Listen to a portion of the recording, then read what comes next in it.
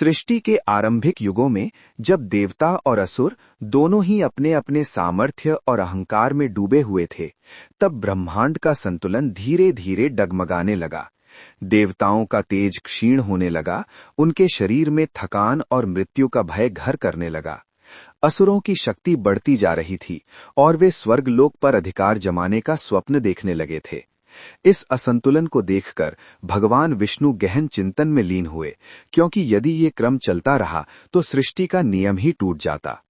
तभी देवताओं ने ब्रह्मा और शिव के साथ मिलकर ये निश्चय किया कि अमरत्व प्रदान करने वाले अमृत को प्राप्त करना ही एकमात्र उपाय है, जो केवल क्षीर सागर के मंथन से ही संभव था। क्षीर सागर का मंथन कोई साधारण कार्य नहीं था। स्वयं पर्वतराज मंदराचल को मथनी बनाया गया और नागराज वासुकी को रस्सी। देवताओं और असुरों ने आपसी वैर भुलाकर इस महायोजना में भाग लिया, पर भीतर ही भीतर छल और स्वार्थ की ज्वाला दोनों पक्षों के हृदय में जल रही थी। मंदराचल पर्वत जब समुद्र में रखा गया तो वो तुरंत ही अथाह गहराइयों में धंसने लगा। तब भगवान विष्णु ने कच्छप अवतार धारण कर अपनी पीठ पर पर्वत को स्थिर किया। ये दृश्य स्वयं सृष्टि के इतिहास का एक अद्भुत क्षण था। मंथन प्रारंभ हुआ। वासुकी के मुख से विष की ज्वाला निकलने लगी, जिससे असुर व्याकुल हो उठे और देवताओं की भी शक्ति क्षीण होने लगी। मंथन के दौरान सबसे पहले कालकूट विष निकला, जिसने त्रिलोक को भयभीत कर दिया। तब भगवान शिव ने लोक कल्याण के लिए उस विष को अपने कंठ में धारण कर लिया और नीलकंठ कहलाए। इसके बाद अनेक दिव्य वस्तुएं प्रकट हुईं, कामधेनु, ऐरावत, कौस्तुभमणि, लक्ष्मी माता, और अंततः वो क्षण आया जब धन्वंतरी के हाथों में अमृत कलश प्रकट हुआ। अमृत को देखते ही असुरों की दृष्टि बदल गई। उन्होंने छल पूर्वक अमृत कलश अपने अधिकार में ले लिया और देवताओं को वंचित करने का प्रयास किया। देवता भयभीत होकर भगवान विष्णु की शरण में पहुंचे। तब भगवान विष्णु ने मोहिनी रूप धारण किया, एक ऐसा रूप जिसमें सौंदर्य, माया और दिव्यता का अद्भुत संगम था। मोहिनी के दर्शन मात्र से ही असुर विवेक खो बैठे और अमृत वितरण का दायित्व स्वयं मोहिनी को सौंप दिया। मोहिनी ने देवताओं और असुरों को पंक्तिबद्ध बैठाया और अमृत बांटना प्रारंभ किया, परंतु माया के भीतर भी न्याय छिपा था।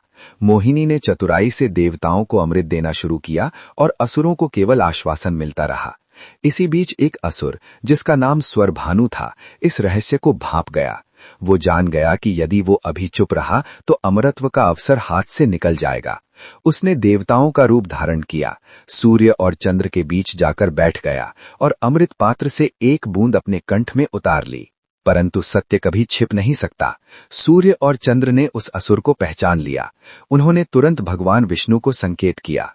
जैसे ही अमृत स्वरभानु के कंठ में पहुंचा, उसी क्षण भगवान विष्णु ने अपने सुदर्शन चक्र से उसका सिर धड़ से अलग कर दिया। पर अमृत की बूंद अमरत्व प्रदान कर चुकी थी। परिणाम स्वरूप उसका सिर और धड़ दोनों अमर हो गए। सिर राहु कहलाया और धड़ केतु। राहु और केतु का जन्म इसी क्षण से एक अनोखे अस्तित्व के रूप में हुआ। वे न देव थे न असुर, वे छाया ग्रह बन गए। राहु के भीतर प्रतिशोध की अग्नि धधक रही थी, क्योंकि सूर्य और चंद्र के कारण ही उसका भेद खुला था। इसी कारण राहु आज भी अवसर मिलने पर सूर्य और चंद्र को ग्रसने का प्रयास करता है, जिसे हम ग्रहण के रूप में देखते हैं। केतु, जिसका धड़ अलग हो चुका था, वैराग्य और मोक्ष का प्रतीक बन गया। उसका कोई मुख नहीं था, फिर भी उसका प्रभाव अत्यंत गूढ़ और आध्यात्मिक हो गया। शास्त्रों में कहा गया है कि राहु सांसारिक मोह, छल, आकस्मिक घटनाओं और भ्रम का कारक है, जबकि केतु त्याग, रहस्य, आध्यात्म और पूर्व जन्म के कर्मों का द्योतक है। यही कारण है कि ज्योतिष शास्त्र में राहु केतु को छाया ग्रह कहा गया है, जिनका प्रभाव दृश्य न होकर अनुभूत होता है।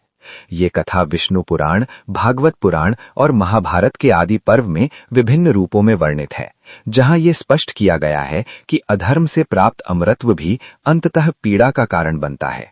समुद्र मंथन की ये कथा हमें सिखाती है कि अमरत्व केवल शरीर का नहीं, चेतना का विषय है। छल से प्राप्त वरदान भी शांति नहीं देता। राहु और केतु आज भी हमें ये स्मरण कराते हैं कि कर्म, विवेक और धर्म से ही जीवन का संतुलन बना रहता है। अगर आपको ये जानकारी अच्छी लगी तो वीडियो को ज्यादा से ज्यादा शेयर करें और चैनल को सब्सक्राइब करें। ओम नमः शिवाय।